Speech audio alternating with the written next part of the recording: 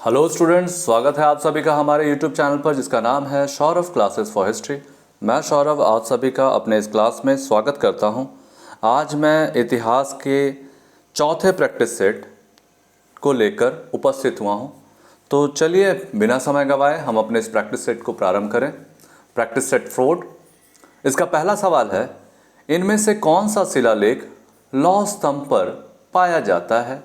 विकल्प ए है इलाहाबाद प्रशस्ति, विकल्प बी महरौली प्रशस्ति, विकल्प सी एरन प्रशस्ति और विकल्प डी में है जूनागढ़ प्रशस्ति।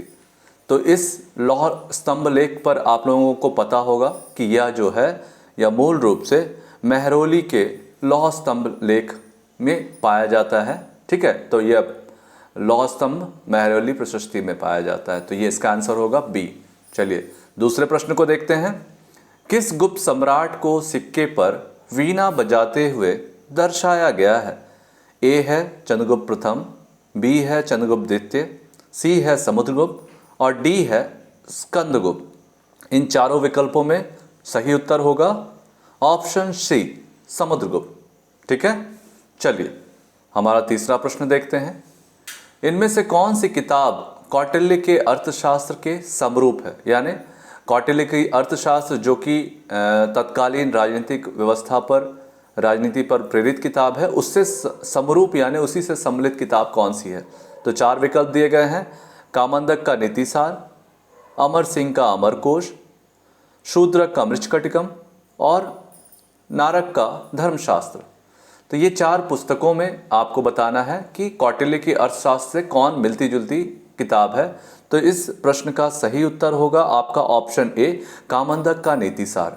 दरअसल कामंदक का नीतिसार जो है वो अर्थशास्त्र का ही सरल वर्जन है, सरल रूप से उसको वर्णन किया गया है। ठीक है, इसको याद रखेंगे आप, काफ़ी इंपॉर्टेंट प्रश्न है।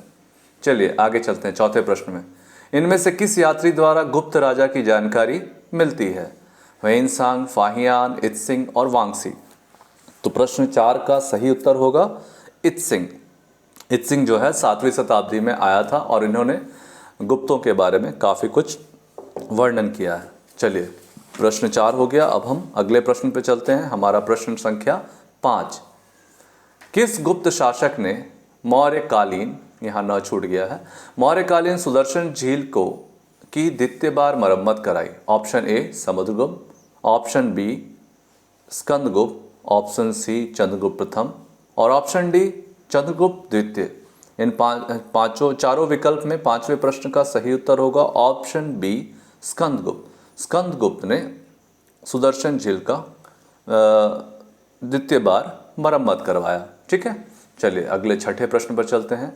प्रसिद्ध इलाहाबाद प्रशस्ति के लेखक कौन थे? कालिदास, शूद्रक, हरिसेन और रवि कीर्ति। तो आप सभी को पता है कि प्रयाग प्रशस्ति हरिसेन की रचना है। ठीक है, तो ऑप्शन सी जो होगा is the right answer of question number 6। Next question. किस गुप्त शासक ने नालंदा विश्वविद्यालय की स्थापना की? Option A Skandagupta, option B Budhagupta, option C Purugupta और ऑप्शन डी कुमारगुप्त प्रथम। तो इस प्रश्न का, 7वें प्रश्न का सही उत्तर होगा आपका ऑप्शन डी कुमारगुप्त प्रथम। ठीक है, चलिए अब 8वें प्रश्न को देखते हैं। सूची और 1 और 2 को सुमेलित करना है और सही उत्तर को कूट से मिलान करना है। तो ये सूची 1 है, ये सूची 2 है। आर्यभट्ट, वराहमिहिर, ब्रह्मगुप्त, वराहमिहिर, भास्कर, पालाकाव्य, ये सब विद्वान हो गए। इनकी रचनाएं हैं बृहद संहिता, हस्त्यारवेद, सूर्य सिद्धांत, खंडखादक, शिरोमणि, सिद्धांत शिरोमणि। ठीक है, तो इस प्रश्न का कूट दिया हुआ है A B C D E और इसको मिलाया गया है कि ए का कौन सा आंसर होगा, बी का क्या होगा।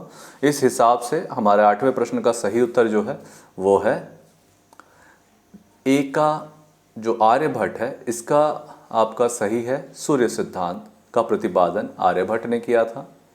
ब्रह्मगुप्त ने आपके खंडखादक का प्रतिपादन किया था। वराहमिहिर जो थे इन्होंने बृहद संहिता की रचना की थी और भास्कर वर्मा जो थे इन्होंने सिद्धांत शिरोमणि की रचना की थी। पालाकाव्य ने हस्त्यारवेद की रचना की थी। इस हिसाब से option D is the right answer. 8 का correct answer is option D.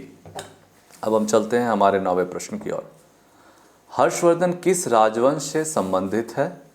Option A Varman, option B Maukhari, option C Pushyamitra, option D Pushyabhuti वंश। तो इस प्रश्न का इन चारों विकल्प में ऑप्शन आंसर होगा पुष्यभूति वंश। इसे वर्धन वंश भी कहा जाता है, तो आप पुष्यभूति या वर्धन दोनों होगा तो आप उसको टिक मार सकते हैं। तो हर्षवर्धन पुष्यभूति वंश से संबंधित है। ऑप्शन 9 का option D is the right answer. Question number 10, Harshvardhan की प्रारंभिक राजधानी कौन सी थी? ए थानेश्वर, बी कन्नौज, सी मथुरा और डी प्रयाग। तो आपको पता है जब प्रारंभिक अवस्था में जब बहुत कम आयु में हर्षवर्धन गद्दी पे बैठा था तो उसे थानेश्वर को अपनी राजधानी बनाई थी। आगे चल करके कन्नौज पर उसने अधिकार किया और कन्नौज को अपनी द्वितीय राजधानी बनाई थी। तो इसकी प्रारंभिक राजधानी पूछ रहा है, तो option A is the right answer. ठीक है, चलिए हमारा 11वां प्रश्न है, किस चीनी बौद्ध यात्री ने हर्ष के साम्राज्य का दौरा किया? ए है इत्सिंग, बी फाहियान, सी है वैनसांग और डी है वांग हुन सी। तो इस प्रश्न का सही उत्तर है वैनसांग। तो क्वेश्चन नंबर 11 का correct answer is Xuanzang. Question number 12, Harsha का दरबारी कवि कौन था? Option A Bharavi, option B Ravi Kirti, option C Ban Bhatt और ऑप्शन डी विष्णु शर्मा। तो 12वें प्रश्न का सही उत्तर होगा वान। इसका पूरा नाम वान भट्ट है, जो उनके दरबारी कवि थे। ठीक है, जिन्होंने हर्षचरित्र की भी रचना की है। आगे आते हैं प्रश्न संख्या 13 में, बादामी के चालुक्यों का साहित्यिक स्रोत विक्रमांक चरित्र के लेखक कौन है?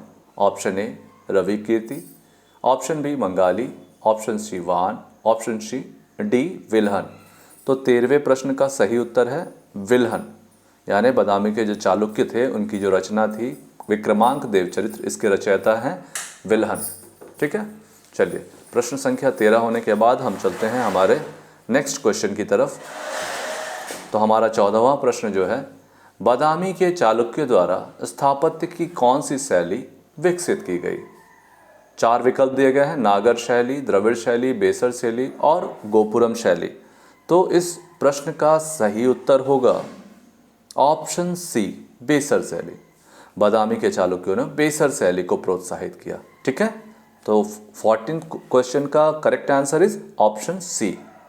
आगे चलते हैं 15वां प्रश्न, कौन सा चालुक्य शहर मंदिरों का शहर कहा जाता है? एहोल, बादामी, पटदकल और अजंता। तो इन चारों विकल्प में हमारा सही उत्तर है एहोल। ठीक है, 15th का करेक्ट आंसर होगा एहोल, जिसे चालुक्य शहर मंदिरों का शहर भी कहा गया है। अब हम आते हैं हमारे 16वें प्रश्न पर, कौन पल्लव राजा शंकराचार्य का समकालीन था? महेंद्र वर्मन प्रथम, नरसिंह वर्मन द्वितीय, नंदी वर्मन द्वितीय और दांती वर्मन। तो इन चारों विकल्प में ऑप्शन डी जो है दांती वर्मन, ये जो थे ये शंकराचार्य के समकालीन शासक थे, पल्लव शासक थे। ठीक है, आते हैं 17वें प्रश्न पर, कांची के प्रसिद्ध बैकुंठ पेरुमल मंदिर किसने बनवाया? नरसिंह वर्मन द्वितीय, परमेश्वर वर्मन द्वितीय, नंदी वर्मन द्वितीय या अपराजित। इन चारों विकल्पों में से शुद्ध विकल्प क्या होगा? ऑप्शन सी नंदी वर्मन द्वितीय। ठीक है, तो 17 का करेक्ट आंसर है option C is the right answer. Next question, किसने मामलापुरम शहर खोजा, जिसे बाद में महाबलीपुरम भी कहा गया? सिंह विष्णु, नरसिंह वर्मन प्रथम, नरसिंह वर्मन द्वितीय, परमेश्वर वर्मन। तो इस 18वें प्रश्न का सही उत्तर है नरसिंह वर्मन प्रथम, जो कि ऑप्शन बी। तो 18th का करेक्ट आंसर है ऑप्शन बी नरसिंह वर्मन प्रथम। Moving to next question, 19th question is Ghatika क्या है? इसके 4 विकल्प हैं, जैन शिक्षण संस्थान, बौद्ध सांस्कृतिक केंद्र, उच्च शिक्षा के ब्राह्मण संस्थान और पल्लव काल की ग्राम सभाएं। तो इस प्रश्न का सही उत्तर है कि घटिकाएं, घटिक जो होते थे वो उच्च शिक्षा के ब्राह्मण संस्थानों को कहा जाता था। ठीक है, हमारा नेक्स्ट क्वेश्चन है 20वां प्रश्न। प्रथम गुप्त राजा कौन थे? श्रीगुप्त, चंद्रगुप्त प्रथम, समुद्रगुप्त, घटोत्कच। तो इन चारों विकल्पों में आपको पता ही होगा, श्रीगुप्त ने गुप्त वंश की नींव रखी थी 275 ईस्वी में। ठीक है, तो गुप्तों के प्रथम राजा श्रीगुप्त होंगे। Option A is the right answer. Moving to next question, question number 21। किस गुप्त राजा को शकारी की पदवी मिली? तो इसके 4 विकल्प दिए गए हैं, चंद्रगुप्त प्रथम, समुद्रगुप्त, चंद्रगुप्त द्वितीय और स्कंदगुप्त। तो हमारे इस प्रश्न का सही उत्तर है चंद्रगुप्त द्वितीय को विक्रमादित्य और शकारी दोनों ही उपाधियां दी गई है।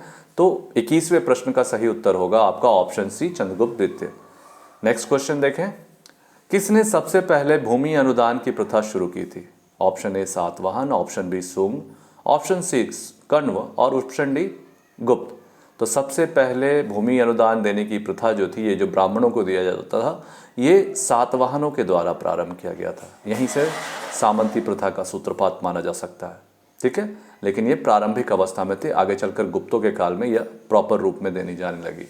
तो option A is the right answer. Question number 22 का आंसर होगा ऑप्शन ए। नेक्स्ट क्वेश्चन देखें, ऑप्शन क्वेश्चन नंबर 23। हाथी गुम्फा अभिलेख किस शासक से संबंधित है? रुद्रवर्मन प्रथम, गौतमीपुत्र सातकर्णी, समुद्रगुप्त और खारवेल। तो क्वेश्चन नंबर 23 का सही आंसर है हाथी गुम्फा अभिलेख जो है कलिंग राजा जो थे खारवेल, इनसे संबंधित है। कलिंग वर्तमान में उड़ीसा को कहा जाता है। ठीक है, चलिए 23वें क्वेश्चन के बाद we move to a 24th question and here it is. 24वां प्रश्न जो है हमारा, सातवाहनों की कार्यालय भाषा क्या थी?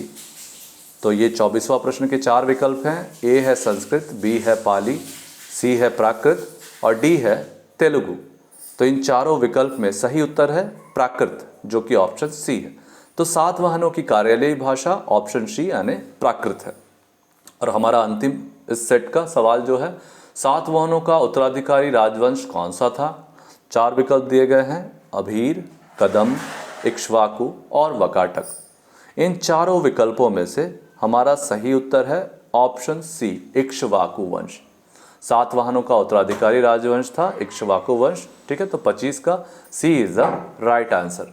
इस प्रकार से हमारा आज का सेट यहीं समाप्त होता है। हम फिर आपके साथ नए सेट के साथ हाजिर होंगे। तब तक के लिए पढ़ते रहें आप सभी लोग। ठीक है, धन्यवाद।